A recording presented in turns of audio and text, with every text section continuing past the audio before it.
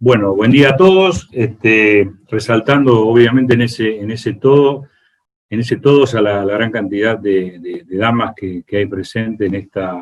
esta jornada. Bueno, la parte que me toca y que voy a tratar de hacer en este tiempo que me asignaron es presentar las limitantes y desafíos para una lechería viable. Y para eso tomé, digamos, una nota que me hicieron hace pocos días y donde el periodista la tituló La paradoja del sector lácteo, donde hay algunos datos que sorprenden como contradicción, digamos. La producción subiendo al 9% interanual, el consumo subiendo un 1% respecto al año pasado y las exportaciones subiendo 40% en litros de leche equivalente, pero más allá de los números, la cadena cruje, es decir, las cámaras lecheras reclamando suba urgente de precios, se consolida la mala situación de la industria, sobre todo la del sector PYME, y por otro lado el consumo, ese que se mantiene alto, digamos, ajustó por precio más que por cantidad, es decir, se mantuvieron los volúmenes, pero de productos más básicos, es decir, los productos de mayor valor agregado que consumen la parte media y alta de la pirámide, cayendo significativamente, como los yogures, leches saborizadas y demás, producto de que el poder adquisitivo de la gente no alcanza y los precios son considerados elevados para ese poder adquisitivo. Entonces, mirando los números de la cadena, se puede ver claramente en este informe que elabora mensualmente el Instituto Argentino de Profesores Universitarios de Costo para nosotros y para en general, los resultados de la cadena vienen siendo muy erráticos en los últimos años, donde vemos periodos muy largos de resultados negativos y donde predominan esos periodos de resultados negativos por sobre los positivos. Mirándolo por cada uno de los eslabones, vemos el sector industrial en esta curva verde, que bueno, con bastantes resultados negativos, sobre todo entrando en una fase muy compleja en los últimos meses, y lo mismo en el sector primario, que tuvo, entre comillas, un veranito de precios en los últimos 15 meses, pero empieza a caer fuertemente sus resultados, mostrando que en este periodo de 5 años el sector perdió, en definitiva, 865 millones de dólares, lo que es lo mismo, unos 2 centavos por litro de leche. Eso se ve también claramente si uno lo mira en la rentabilidad del sector primario que mencionábamos recién, donde tuvo tasas de rentabilidad interesantes después de un periodo muy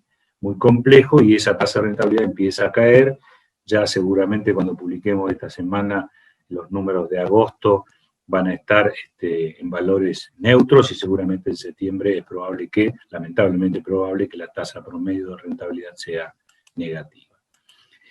Bueno, entonces la pregunta que nos hacemos es qué es lo que está sucediendo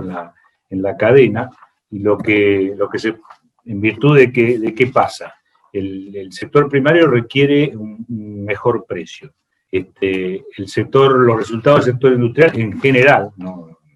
para todas las industrias, pero en promedio en general, son resultados negativos. Los consumidores retraen el consumo de los productos de mayor valor agregado por precio, básicamente, y por poder adquisitivo. Entonces la pregunta que nos hacemos es si el problema será por eficiencia o por propia estructura de la cadena, y en caso de ser así, si es solamente por la eficiencia y propia estructura de la cadena, o será la economía. Será la economía, como decía el asesor de Clinton a George Bush padre, será la economía estúpido, como pregunta, digamos, que hay que contestar. Bueno, tomando la frase de alguna de estas dos personas, que no se tiene claro cuál es que la dijo, nada es bueno o malo si no es por comparación. Obviamente que en esa comparación lo que tenemos que tratar de comparar son manzanas con manzanas y no manzanas con peras. Vemos muchos análisis en los últimos tiempos donde se compara, por ejemplo, el litro de leche tal cual entre Argentina y Nueva Zelanda, cuando hay una diferencial de 1.6, 1.7 más de grasa y proteína en Nueva Zelanda, o cuando se comparan precios finales de producto al consumidor con países que tienen 0 de IVA y países que tienen 27 de IVA. Bueno, lo que vamos a hacer nosotros es apelar a un excelente trabajo que desarrolla la International Farm Comparison Network, que es IFCN, que es el indicador combinado de precios mundiales de la leche, donde trata de representar el valor teórico que un procesador podría estar pagando a sus remitentes, comercializando sus productos en el mercado mundial y operando con costos industriales estándar y con un mix razonable, digamos, de productos basados en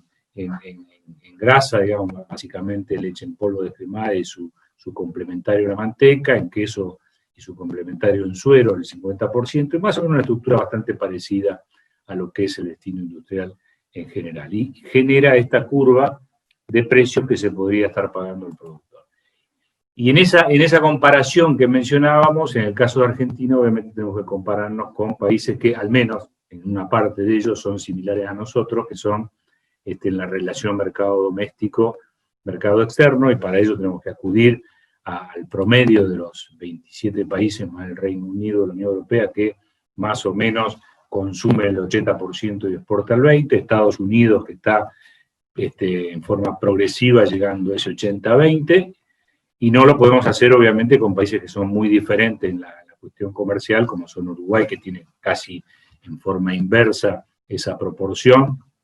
donde destina al mercado interno 30% y 70% lo exporta, o el extremo de Nueva Zelanda, que destina el 5% a mercado interno y el 95% lo exporta. Es por eso que vamos a acudir a esa comparación.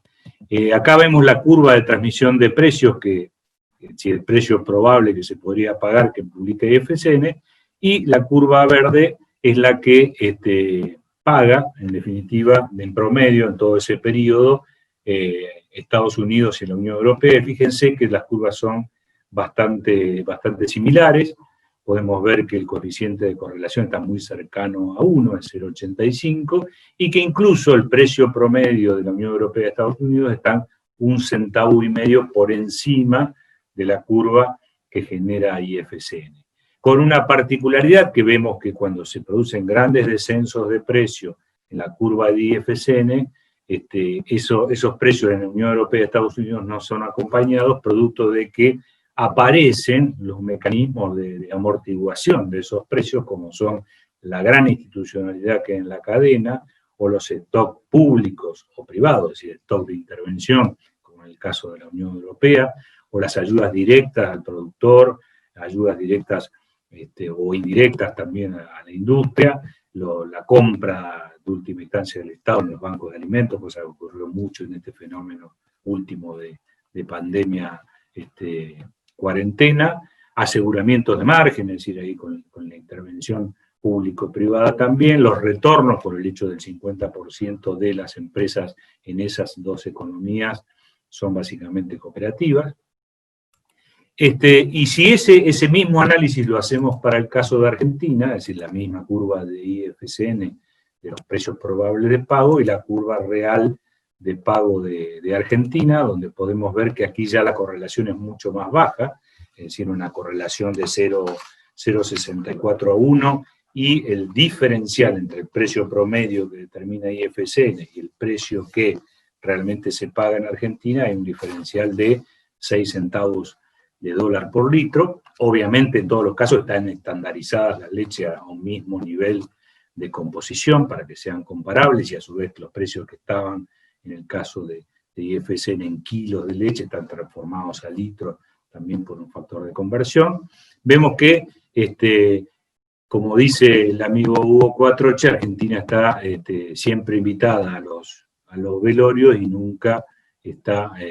invitada a la fiesta, es decir, cuando se producen subas importantes de precios, los precios se frenan. Recuerden, bueno, de esos 3 redondeles que hay ahí, un episodio claro que fue cuando la leche en polvo superó los $5.000 la tonelada, y aquí se puso el precio de corte de 2.100. Yendo al extremo de, bueno, y obviamente en algunos momentos los precios de Argentina superan los precios de IFCN, no porque existan mecanismos de amortiguación como los que hay en Estados Unidos y en la Unión Europea, sino que por determinadas circunstancias del mercado, cosa que ocurrió en el verano-otoño pasado, donde por déficit de oferta,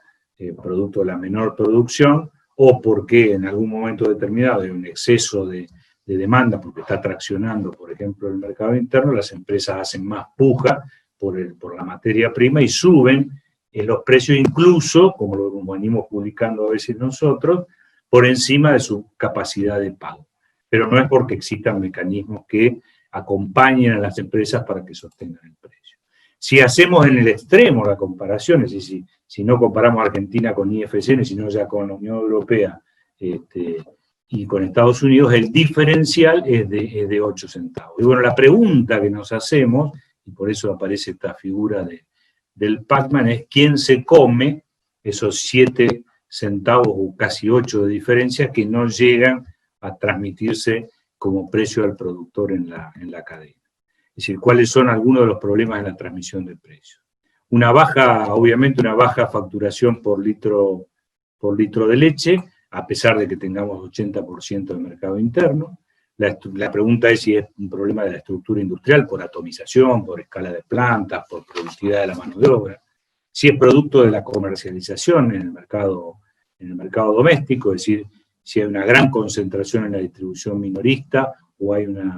y lo que hace que la atomización industrial dificulta el poder de negociación de la industria con esa cadena minorista, sobre todo con los hiper y supermercados, si la informalidad impide o inhibe el acceso a los negocios de cercanía y genera baja de precios, si los costos laborales como incidencia relativa en la incidencia del valor de salida de fábrica generan ese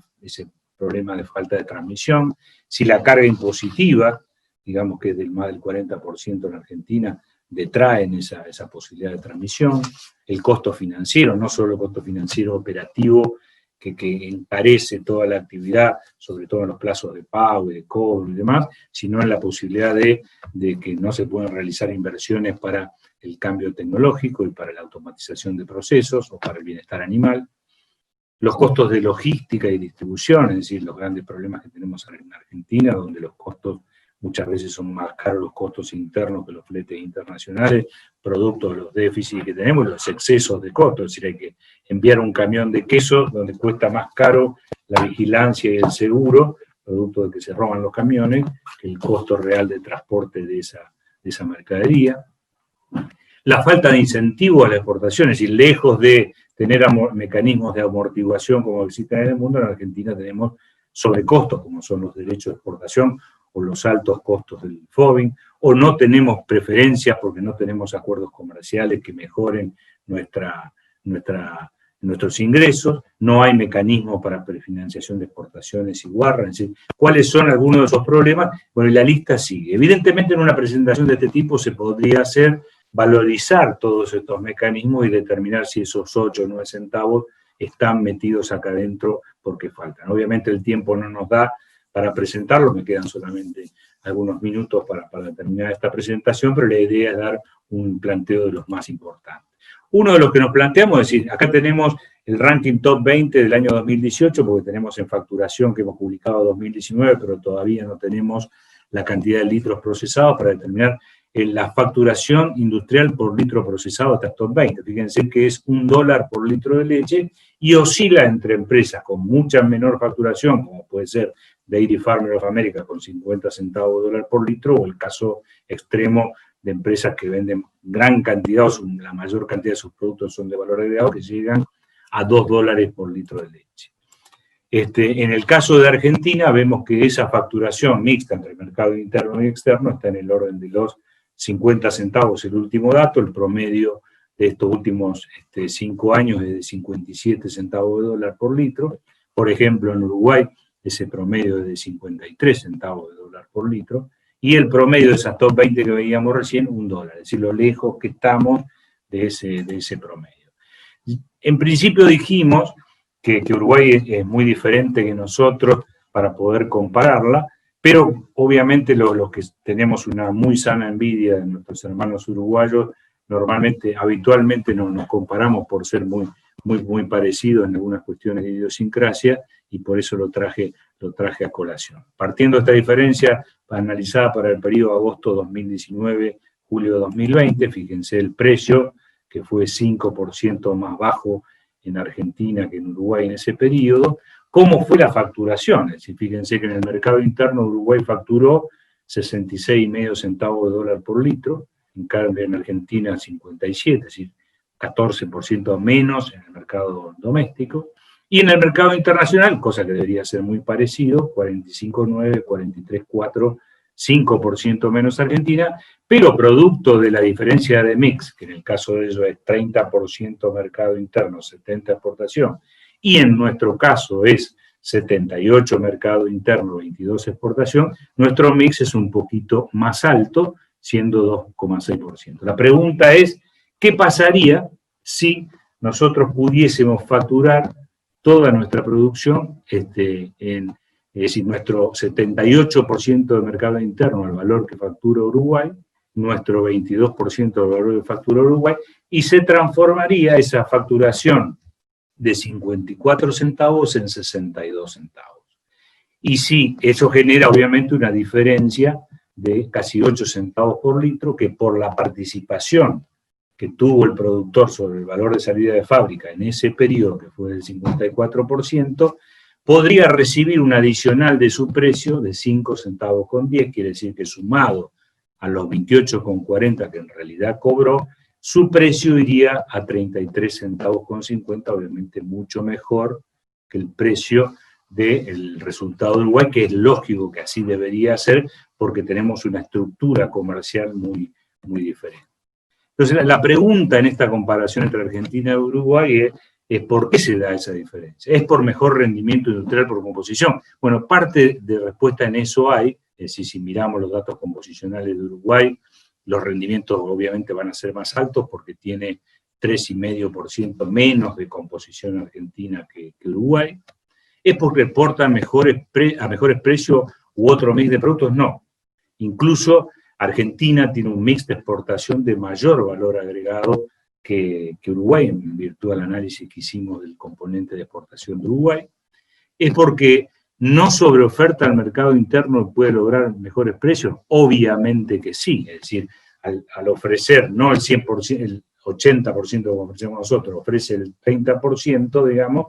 que ejerce una menor presión de oferta sobre sus consumidores y puede lograr mejores precios. La pregunta que nos hacemos, y la que obviamente no le encontramos respuesta, es si es así, digamos, que logra mejores precios, es decir, que le vende más caro a sus consumidores uruguayos que Argentina porque no ejerce presión de oferta,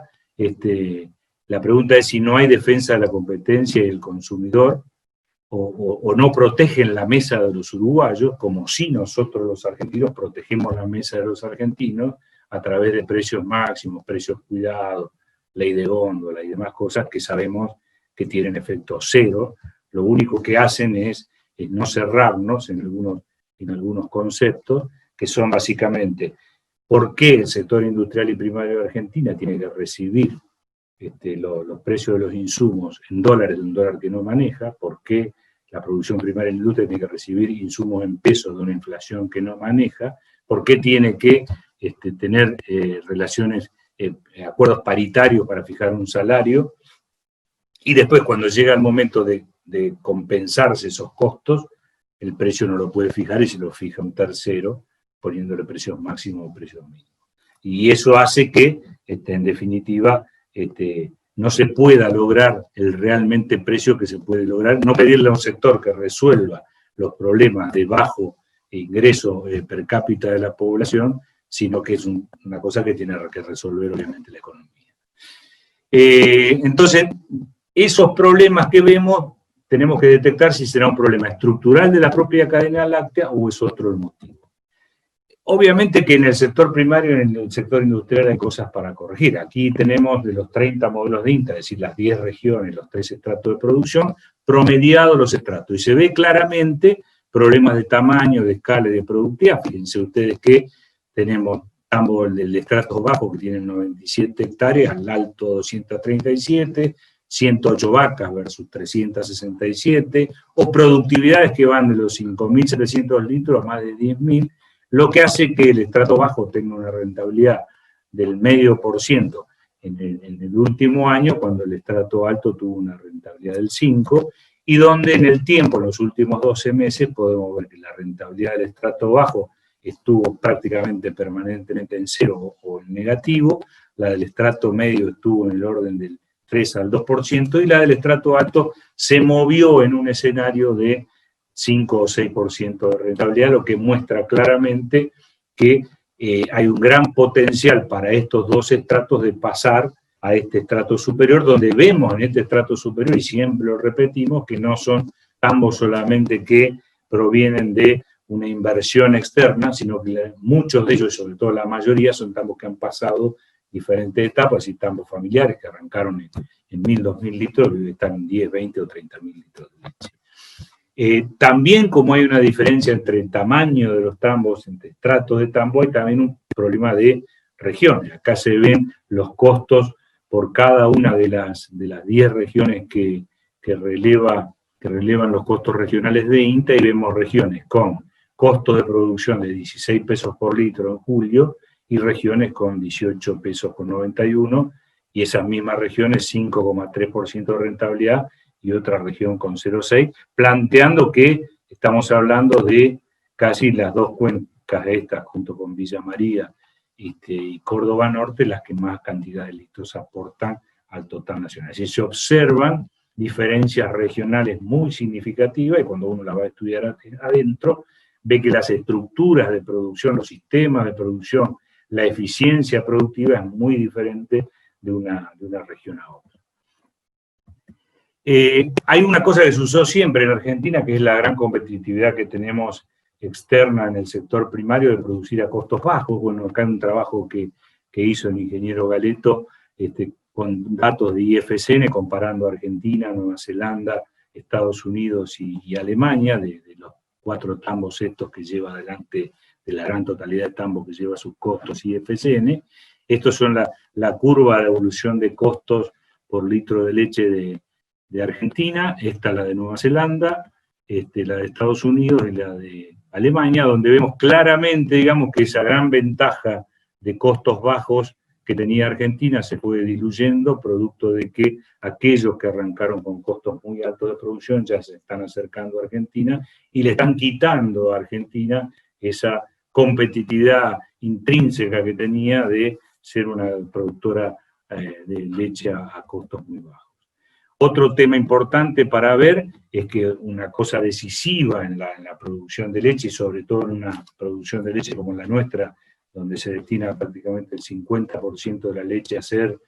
quesos y el 20% a hacer polvos, es decir, más del 70% de la leche se destina a productos que dependen pura y exclusivamente, es decir, no exclusivamente, sino directamente de la composición de la leche. Vemos, comparado con algunos países seleccionados, esta gran diferencia que existe en los niveles composicionales de leche, ubicando a la Argentina en los niveles de composición más baja. Bueno, esto será por los malos y erráticos resultados económicos que hacen que no se pueda expresar en su potencialidad absoluto la gran cantidad de mejora genética y conocimiento que hay para lograr mayores niveles de sólidos útiles, o será por la falta de incentivos a mejorar la composición de leche, producto de que imperan sistemas de pago por litro de leche y no por composición o por calidad higiénica y sanitaria, como necesariamente deberían ocurrir en una industria lechera desarrollada. Otro problema que puede ser estructural de la cadena, y acá sí me toca hacer la parte odiosa, que es la siguiente, es decir, ver la estructura industrial. Nosotros vemos acá el CR1, es decir, normalmente se utiliza para comparar la concentración industrial en los países, los coeficientes de concentración, es decir, en este caso las primeras 2 barras hacen referencia a la empresa más grande. En Argentina la empresa más grande recolecta o procesa el 12% de la leche, en el mundo la empresa más grande el 35%, en el mundo las 4 empresas más grandes recolectan el 75% de la leche, en Argentina solamente el 32%, y en todo el mundo lechero desarrollado, Estados Unidos, la Unión Europea, Nueva Zelanda, Australia y algunos países de América Latina, el 50% de la leche es procesada por el sistema cooperativo. En Argentina solamente el 5% de la leche es procesada por el sistema cooperativo, a pesar de que en el sector primario hay 25-27% de estructura cooperativa. Y reitero y vuelvo sobre esto, decía la parte odiosa de la cuestión, es decir, acá por ahí me toca decir algo que se piensa, pero es poco popular,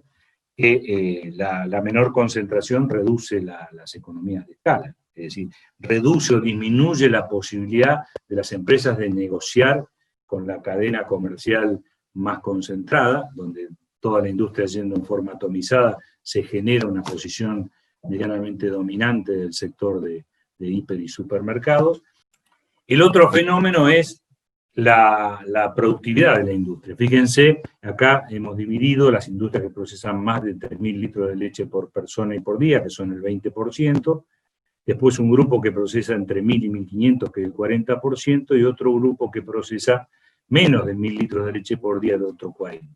Si tomamos el salario, que tenemos que aclarar una cosa, es decir, el salario promedio sindical es de 140.000 pesos, pero termina cobrando el empleado 65.000 de bolsillo, porque más del doble es otros costos. Fíjense en la diferencia de incidencia que tienen. Las industrias que tienen una altísima eficiencia producto de procesos de automatización que incorporaron, la incidencia de la mano de obra sobre el valor de salida de fábrica es de solo el 4%,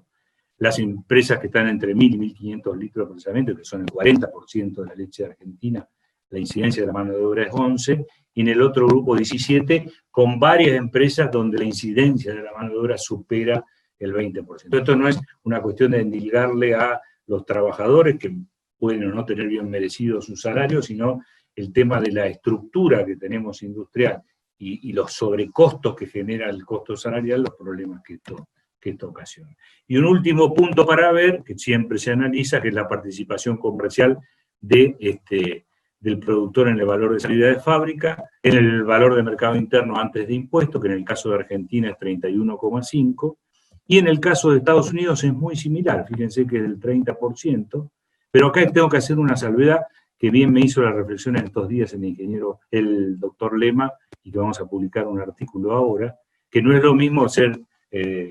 partícipes del 30% de un valor que de otro. Es decir, en Argentina el productor participa del 34,4% del valor de mercado interno de 75 centavos de dólar. En cambio, en Estados Unidos, el productor participa del 30,3% de un valor de 1,35. Eso permite que el productor americano cobre a valores de 41 centavos de dólar y el productor argentino 21. Por eso que decíamos de lo barato que estamos vendiendo al mercado interno. Recuerden que hasta hace muy poco decíamos que teníamos los productos más caros del mundo, $1.10, $1.20 el litro de leche Guaté. Bueno, ahora nadie dice que la leche Guaté vale 60 centavos de euro y sigue valiendo €1.10 en Europa. Apelando, digamos, a otra cosa de la competitividad en la exportación. Acá es simple, no hace falta ver todos los números, es un trabajo muy interesante de IERAL, de la Fundación Mediterránea, donde dice básicamente la grande diferencia que tenemos entre Argentina y Nueva Zelanda para la exportación, y toma el caso de China. Es decir, Nueva Zelanda tiene una preferencia arancelaria del 10% para 170.000 toneladas de leche en polvo. Es decir, que en vez de pagar arancel, del 10% paga cero. Recordemos que Argentina exporta en su totalidad 120.000 toneladas, es decir, 50.000 toneladas menos de las que tiene preferencia arancelaria. Y encima, para castigarlo un poquito más, le aplicamos 9% de derecho de exportación y le damos 0,75 de reintegro. ¿Esto qué significa? Que cuando vamos a correr una carrera de 100 metros con Nueva Zelanda arranca 18,25 metros adelante nuestro, es decir, porque tiene una preferencia arancelaria de 10 puntos y tiene 8,25 puntos que no se le detraen como se detraen en Argentina. Es difícil competir con alguien que arranca 18 metros con 25 adelante nuestro. Bueno, y la otra cosa es la pregunta si será la economía o la política. Bueno, ¿qué deberíamos esperar como rol del Estado en nuestro negocio? Bueno, acá está lo dicho por el director nacional de lechería hace pocos días, cosa que comparto plenamente. El negocio de la lechería lo deberían definir los productores industriales, actuando el Estado como facilitador para resolver los obstáculos y generar condiciones para que ese negocio se desarrolle, crezca, y poner transparencia y condiciones de competencia leal y las mismas reglas de juego para todos.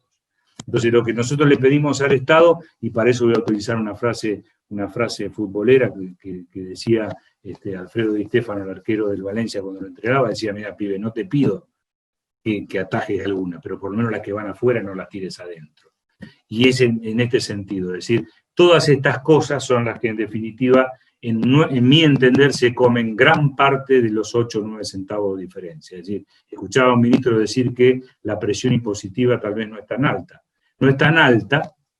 si tiene una contraprestación, es decir, si podemos sacar la leche los días de barro, los días de lluvia no por caminos de tierra o de barro. Si cada vez que llueve mucho no se nos anegan los campos porque no hay desagües pluviales. Si el sector primario que necesita para la ordeñadora el equipo de frío de electricidad la tiene en forma permanente y no en forma